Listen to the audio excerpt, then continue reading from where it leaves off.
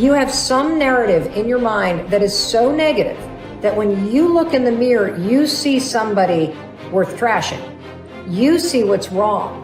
You pick apart your appearance. And I want to reverse that, because here's the deal about self-confidence.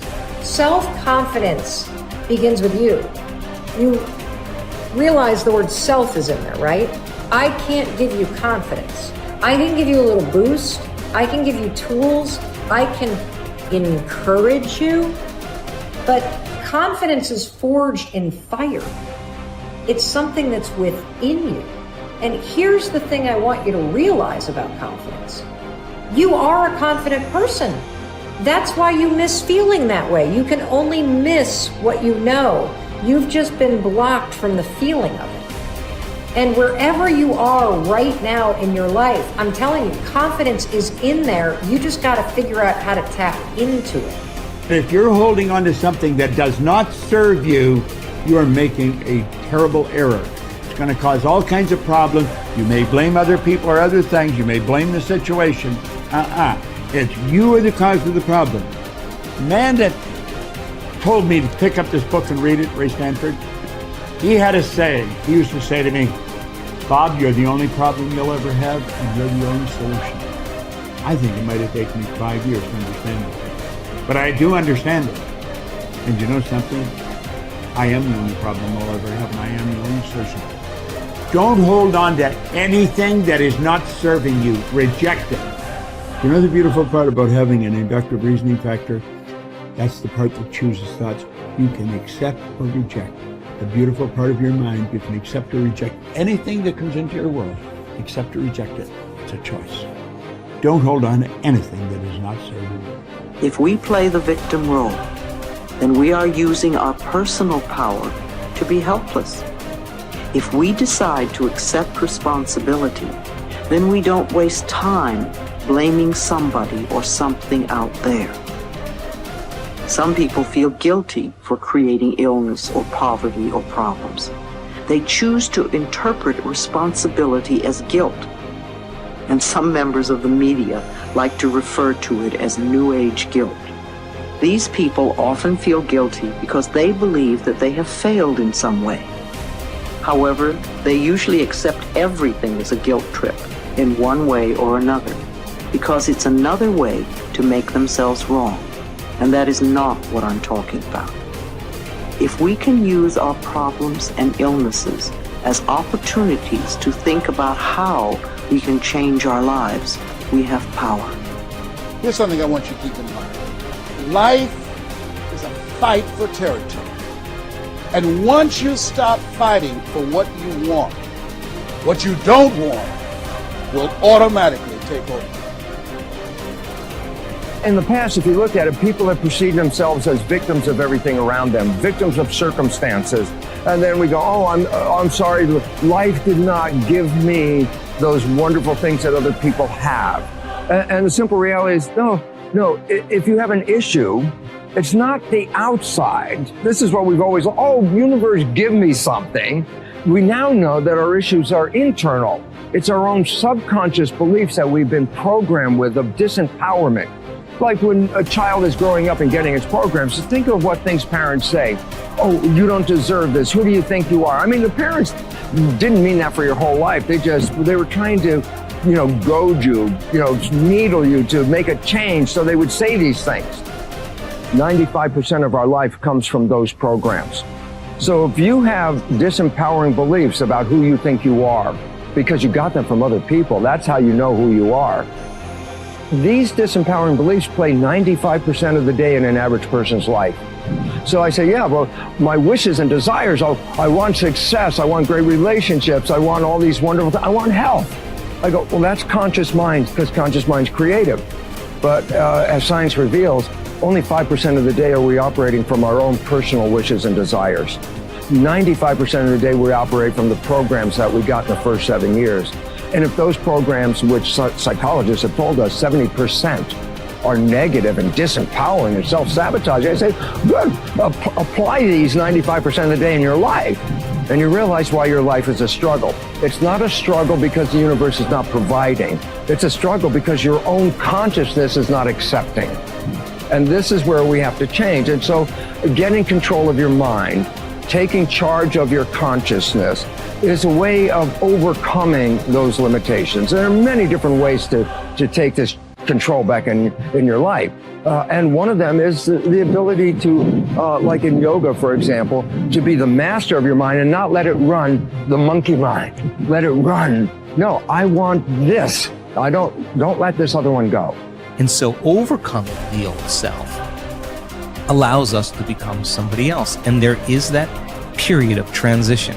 Yeah. I call it the void, where there's just not a lot happening. And you just got to be able to keep going and continuously get to the end of your belief, where most people stop. I just had a fabulous conversation with someone this weekend.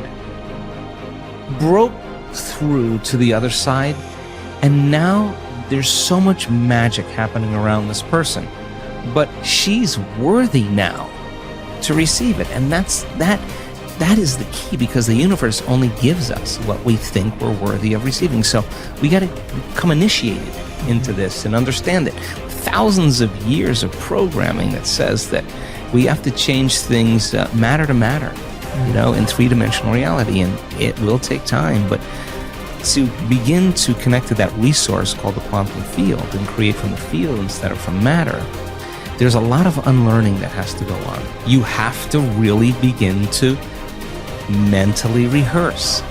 So you ask yourself at the end of your day, I do this every day. How'd I do? How'd I do today, bro? How'd you do? Did you do good? Where'd you fall from grace? What was it that caused you to go unconscious for the rest of the day? What was that moment? Now, if you're a student of life, you'll begin to contemplate, well, it was that person that said that thing, then I reacted, or I got this email, or things didn't go my way, and I started feeling angry or frustrated or fearful.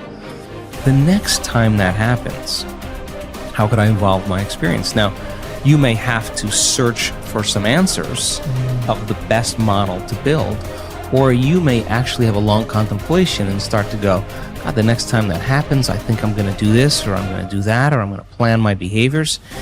And the act of closing your eyes and rehearsing what you're going to do begins to install the neurological hardware in your brain to look like you already did it. Now the brain is no longer a record of the past. Now it's a map to the future. And if you keep installing that hardware, the hardware will become a software program, which means you'll just start acting like a happy person. Why? There's no magic there. You installed the circuitry. So that's more important than the news. Right. It's more important than answering any email or any text. It's more important than talking about your past. If you want to enjoy self-confidence on the outside, you must practice complete integrity on the inside. The foundation of self-confidence is for you to live your life consistent with your innermost values and principles, while thinking and acting in harmony with your highest aspirations. Men and women with the most solid self-confidence are those who are absolutely clear about what it is they believe to be right and good and worthwhile, and who live their lives consistent with these values. Everything they do or say is an expression of their innermost convictions. Your whole world can fall down around you, but as long as you know that you are doing the right thing, you will have a deep inner sense of calm that will manifest itself in an attitude of confidence and self-assurance in any situation. You will have many ups and downs in life. But what is most important is that you remain true to yourself. Your true values are only expressed in your actions, in what you do. You can tell what you truly believe by observing what you do in any situation in which you have to make a choice, especially when you are under stress and pulled in two directions at once, with opposing demands or responsibilities. This is when your true values are revealed. The action that you take in any given situation will tell you which of your values is uppermost or whether you have any values at all. It is not what you say, hope, wish, or intend, but only what you do that counts. Your choices of the actions you take tell you unerringly who you really are.